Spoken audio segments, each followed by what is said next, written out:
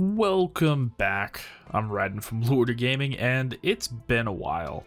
Nearly 2 months since my last upload, so let's not delay any longer. On this installment of Raiden's Early Access Reviews, we're getting three-dimensional in Risk of Rain 2, developed by Hoppo Games. This is the game where...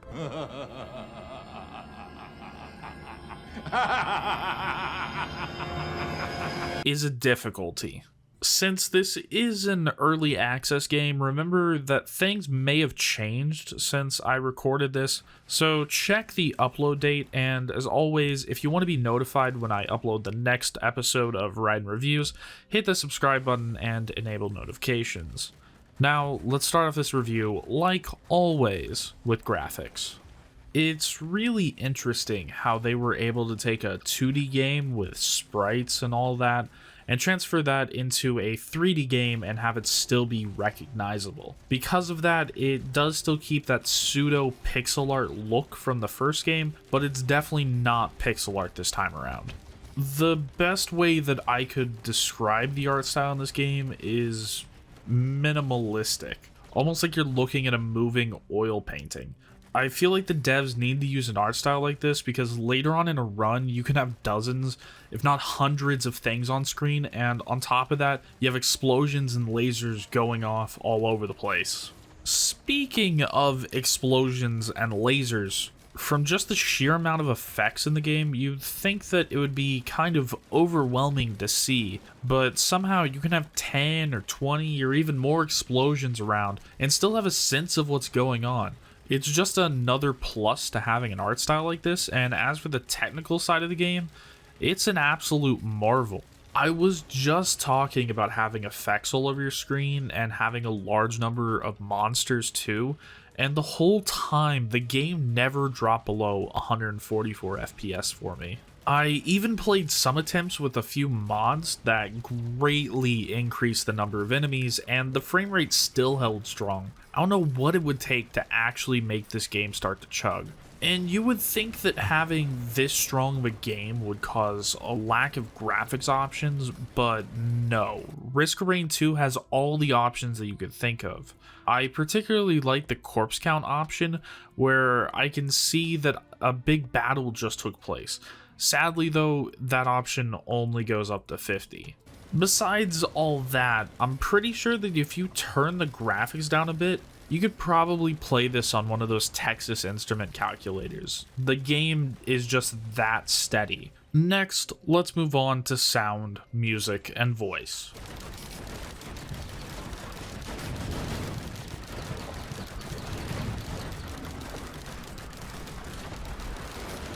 If I could buy Risk of Rain 2's soundtrack, I would.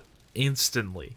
Sadly though, the developer doesn't offer it, and it's for a good reason. The game's entire soundtrack is dynamic. If you haven't heard of a dynamic soundtrack before, basically as more things happen in-game, the music will ramp up, and as less things happen, the music kind of calms down a bit. Almost every game nowadays uses some amount of dynamic or adaptive music, but Risk of Rain 2 takes it a step further. All of the music that you hear in the game is dynamic, except for the theme song that you hear on the main menu. On top of being dynamic, the music also switches between genres mid-song, mostly staying in the world of electronica, but occasionally bringing out some rock influences during some of the more intense boss battles. Think of it transitioning from some lo-fi ambient music to a toned-down version of Carpenter Brute. It's kind of that drastic, but none of it's too overwhelming, and none of it catches you off guard because it is dynamic and directly tied to what's going on in-game. As I alluded to earlier, I love this soundtrack. If I had to nitpick one thing about it though, I wish that we'd hear those rock influences a bit more often, but there isn't really much else that I can complain about. Next, let's move on to sound effects. This is the main area where the game really falters. The lasers sound like they're set to stun, and the guns sound like they're shooting caps. Everything in this game, even outside of the guns, just needs a massive bass boost. The explosions in the game are a great example of this. They're like gas can explosions. They look impressive, but they have the concussive force of a gentle wind. I hope that the entirety of the sound effects get an overhaul before the final release of the game. Overall, the sound effects are definitely the weakest point in the game. Next, let's move on to voice acting, of which there isn't any. So let's move on to story, of which there also isn't any story. At least none that I could see. There could be like clues or lore or something around there, but I definitely didn't see it in my time playing. So let's go straight into gameplay. If you somehow don't already know, Risk of Rain 2 is a roguelike third-person shooter, and a proper roguelike too.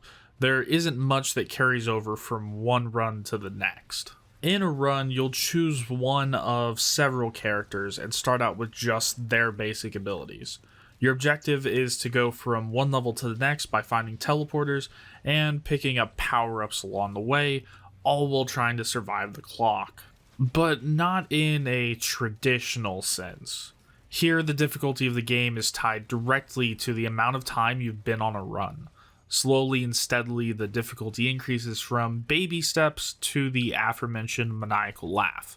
To help you survive longer on your journey, you can get items. These range anywhere from basic boosts like 15% increased attack speed to more ridiculous things like adding an explosion to all of your attacks. What makes the whole system just bonkers is the ability to stack all of the items in the game. Pick up 3 of those 15% attack speed boosts and bam, you've got yourself 45% increased attack speed. It works like this for every item in the game, and you can combine every item in the game together. On top of that, there's also abilities that you can pick up. These are limited to only one at a time, and they have to be activated. They range from simple things like heat-seeking swarm missiles to my personal favorite, calling down lightning strike on your foes. There is indeed a catch to this whole system, though. There's always a catch. All of these items and abilities I've just talked about are obtained randomly. There is no strategy to picking up items, it's just whatever you get. And getting the right items can be the difference between a good run and a bad run. This is my major sticking point with the game. This randomness is the reason why I don't like the roguelike genre as a whole. A run can be cut short simply because I didn't get the right items, and others go on for what seems like an eternity because I randomly became this unkillable deity. There is no wonder why they added in a special portal that lets you erase yourself from existence. Otherwise, runs would go on for days, if not weeks. Don't get me wrong though, this doesn't mean I hate Risk of Rain 2. Unlike many other roguelikes that I've played, this game has co-op, and that has increased my enjoyment of the game exponentially. Besides adding a companion, there isn't anything different in co-op mode though, and most of the time this just increases your chances of becoming an unstoppable killing machine. Overall, Risk of Rain 2 is actually quite a bit of fun for the right kind of person. And even though it's in early access, its developer Hobo Games is constantly updating the game and interacting with the community. And now let's give Risk of Rain 2 a score. If you don't know how my scoring system works, I don't give a game a number rating. Instead, I either give it a buy, a wait for a sale, or a don't bother. And for Risk of Rain 2, I will cautiously give it a buy. Personally, for me, though, it's more of a wait for a sale, but I can understand that this game isn't exactly for me. If you're looking for a roguelike to put a bit of time into and have some fun, then Risk of Rain 2 is really up there, and if anybody asks me for a roguelike recommendation to give them, I'm definitely going to say Risk of Rain 2 at the top of my list. But personally for me, it's just not my kind of game, like I said. But even though I did just say that, I do really want to check out the game when it finally comes out, and I'm probably going to be doing a full review of it because, well, co-op in this game is quite a bit of fun, even for me, a person that doesn't like the roguelike genre. It just adds that extra replayability to it. And that's pretty much all I got for this review of the early access of Risk of Rain 2. As always, I'm Raiden from Bluer to Gaming, and I hope to see you guys in the next one.